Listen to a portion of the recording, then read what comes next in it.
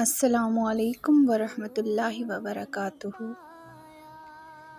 امید کرتی ہوں سب صحت اور ایمان کی بہترین حالت میں ہوں گے۔ اللہ تعالیٰ آپ کی طرف آنے والے ہر شر کو خیر میں بدل دے، آمین ثم آمین۔ پچھلے ٹاپک میں ہم نے دیکھا تھا نماز میں خشوع خضوع، یعنی نماز میں لذت۔ اسی سے متعلق آج ہم بات کریں گے۔ جو ہمارا آج کا ٹاپک ہے وہ ہے نماز میں خشوع کا راز، یعنی اللہ تعالیٰ سے کلام۔ تو آج ہم ایک ایسے موضوع پر بات کرنے جا رہے ہیں جو انشاءاللہ ایک بڑے مقصد تک پہنچنے میں ہمارے لیے معاون اور مددگار ثابت ہوگا۔ ہم انشاءاللہ تعالیٰ نماز سے لطف اندوز ہونے کے بارے میں بات چیت کریں گے۔ کون ہے جس کی یہ خواہش نہ ہو کہ میں نماز سے لطف اندوز ہوں؟ یہ ہر مسلمان کی خواہش ہے۔ ہر مسلمان نماز سے لطف اندوز ہونا چاہتا ہے۔ نماز کے رازوں میں سے ایک راز، یعنی آپ بھی اس چابی کو اپنی نمازوں میں اپنے خشوع کے مطابق استعمال کر سکتے ہیں۔ بہت آسانی ہے، مشکل نہیں ہے، صرف ایک کام کرنا ہے اور وہ کام کرنا آپ کو آتا ہے۔ آپ نے زندگی بھر یہ بات سیکھی ہے کہ اپنی چیزوں کو ترتیب دینی ہے۔ کیا آپ اپنے کاغذات کو ترتیب نہیں دیتے رہے؟ کیا آپ اپنے معاملات کو ترتیب نہیں دیتے رہے؟ کتنی ہی چیزیں ایسی ہیں جن کو آپ زندگی میں ترتیب دیتے ہیں، اور نماز کے بارے میں صرف خیالات کو ترتیب دینے کی ضرورت ہے۔ ہم سب اپنے وقت کی بھی تو ترتیب لگاتے ہیں نا۔ صبح اٹھتے ہیں تو واش روم جاتے ہیں اور وضو کرتے ہیں۔ واش روم جانے سے پہلے دعا کرنی ہے، وضو سے پہلے بسم اللہ پڑھنی ہے، وضو کے بعد دعا کرنی ہے، واش روم سے نکلتے ہوئے دعا کرنی ہے۔ پھر اللہ تعالیٰ کی توفیق سے جس کو تہجد کی توفیق ملے وہ اس وقت بیدار ہوا ہو تو اس نے تہجد کی نماز ادا کرنی ہے۔ پھر فجر کا وقت ہے تو نماز پڑھنی ہے، پھر تلاوت کرنی ہے اور اذکار کرنے ہیں۔ ایسے ہی جیسے کاموں کی ترتیب ہوتی ہے، ایسے ہی خیالات کی بھی ترتیب ہوتی ہے، اور ہر ایک کو یہ ضرورت ہوتی ہے کہ وہ اپنے خیالات کو ترتیب دے۔ نماز میں خشوع کا راز کیا ہے؟ یہ جاننے سے پہلے ہمیں اس چیز سے چھٹکارا حاصل کرنا ہے جو خشوع کے راستے پر چلنے نہیں دیتی۔ کیا آپ جانتے ہیں رکاوٹ کیا ہے؟ کچھ لوگ کہتے ہیں کہ میں اس بات کی استطاعت نہیں رکھتی کہ نماز میں خشوع حاصل کر سکوں، میں مکمل طور پر مایوس ہوں۔ کچھ لوگ کہتے ہیں کہ میں نے کوشش کی تھی لیکن مجھے اس کا کوئی فائدہ نہیں ہوا اور میں ناکام رہی۔ یہ نماز میں خشوع کے راستے کی رکاوٹیں ہیں۔ آپ کی زندگی میں جو کچھ بھی آپ نہیں کر سکتے اس کے بارے میں اچھے طریقے سے یقین کر لیں۔ یہ کبھی نہیں کہنا کہ میں نہیں کر سکتی، بلکہ یہ ماننا ہے کہ میرا ارادہ ہی نہیں ہے۔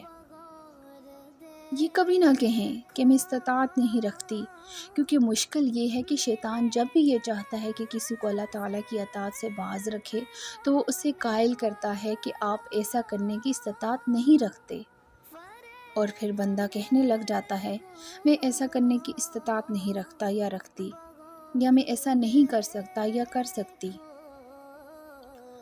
کیا ایسا نہیں ہے کہ کچھ لوگ، خاص طور پر لڑکے، کہتے ہیں کہ ہم غض بصر کی استطاعت نہیں رکھتے؟ یہ وہم ہے، اور وہ وہم کے مکمل طور پر قائل ہوتے ہیں۔ اگر ہم ایسے لوگوں سے یہ کہیں، فرض کریں کہ ایک سیریل کلر نے آپ کی گردن پر چھری رکھ دی ہے اور وہ کہتا ہے کہ ابھی ابھی اس دروازے سے آپ کی خوبصورت بیوی باہر آئے گی، اگر آپ اس کی طرف دیکھیں گے تو میں آپ کو قتل کر دوں گا، اور پھر واقعی اس دروازے سے آپ کی بیوی باہر نکلے اور قاتل کی چھری آپ کی گردن پر ہو، کیا اتنی بڑی دھمکی کے بعد آپ اپنی بیوی کی طرف نظر اٹھائیں گے؟ کیا اس دھمکی کے باوجود کوئی مرد اپنی بیوی کی طرف نظر اٹھا سکتا ہے؟ کیا اس وقت وہ اپنی نظروں کو جھکانے کی استطاعت رکھتے ہوں گے یا نہیں رکھتے ہوں گے؟ سوچئے، کیا آپ کے دل میں قتل ہونے کا خوف زیادہ ہے یا اللہ تعالیٰ کا خوف زیادہ ہے؟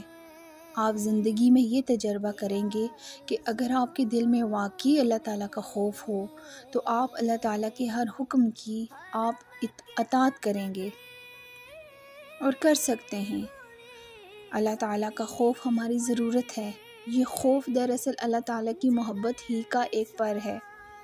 یہ خوف اللہ تعالیٰ کی ناراضگی کا خوف ہے۔ اللہ تعالیٰ کے خوف کی وجہ سے کس قدر آسانی ہو جاتی ہے، انسان کے لیے اطاعت کے کام کرنے آسان ہو جاتے ہیں۔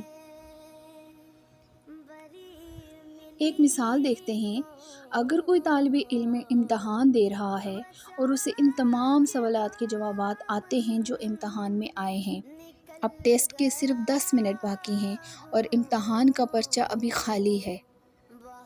اب جب کہ طالب علم جوابات جانتا ہے، کیا آپ یہ سوچ سکتے ہیں کہ آخری 10 منٹوں میں وہ طالب علم آرام سے بیٹھا رہے؟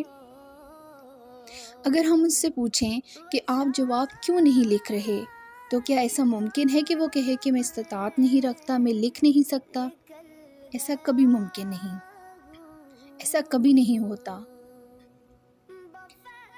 ہم کوئی کام اسی صورت میں کر سکتے ہیں جب ہم اسے کرنے کا ارادہ کریں، اچھے طریقے سے سمجھ لیں۔ ارادے جن کے پختہ ہوں، نظر جن کی خدا پر ہو، تلاطم خیز موجوں سے وہ گھبرایا نہیں کرتے۔ یہاں پرابلم ارادے میں ہے، اور خشوع کا معاملہ بھی امتحان ہی کی طرح ہے۔ آپ بالکل استطاعت رکھتے ہیں، آپ خشوع کر سکیں، کبھی اس سے مایوس نہ ہوں۔ ابھی ایک منظر کا تصور کریں، آپ کسی جنگل میں ہیں اور جنگل کے باقی دنوں کی طرح ایک عام دن ہے۔ جانور ہمیشہ کی طرح گھاس اور پانی کھا پی رہے ہیں، لیکن کچھ ایسے بھی ہیں جو ان کو کھانے کی کوشش تو کر رہے ہیں، لیکن وہ یہ محسوس کر رہے ہیں کہ کوئی دشمن آ رہا ہے۔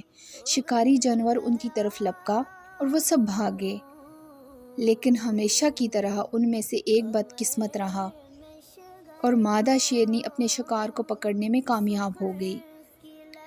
عام طور پر اگر جانور اس مرحلے پر پہنچ جائیں تو وہ مایوس ہو جاتے ہیں اور موت کا انتظار کر رہے ہوتے ہیں، لیکن یہاں ایسا نہیں ہوا۔ شکار ہونے والا جانور اب بھی شیرنی سے چھٹکارا پانے کا کوئی راستہ تلاش کر رہا تھا۔ اس نے شیرنی کو پانی میں ڈبونے کی کوشش کی۔ جب وہ اس کی ناک کو پانی کی سطح تک لے آیا تو شیرنی کا پنجہ ڈھیلا پڑ گیا۔ وہ جانور بھاگنے میں کامیاب ہو گیا اور شیرنی حسرت سے اسے دیکھتی رہی۔ ایک چھوٹا جانور بھی پکا ارادہ کر لے تو شیرنی سے بچ نکل سکتا ہے۔ یاد رکھیے گا، اللہ تعالیٰ پاک ہے اور یقیناً شیطان کی چال کمزور ہے۔ پھر آپ شیطان کے وسوسوں کی وجہ سے کیسے مایوس ہو سکتے ہیں؟ شیطان کمزور ہے۔ شیطان کے بارے میں ہمارے رب نے فرمایا، اِنَّ کَیْدَ الشَّیْطَانِ کَانَ ضَعِیفًا۔ بلا شبہ شیطان کی چال ہمیشہ سے بہت ہی کمزور ہے۔ پھر اس کے وسوسوں کی وجہ سے آپ کیسے مایوس ہو سکتے ہیں؟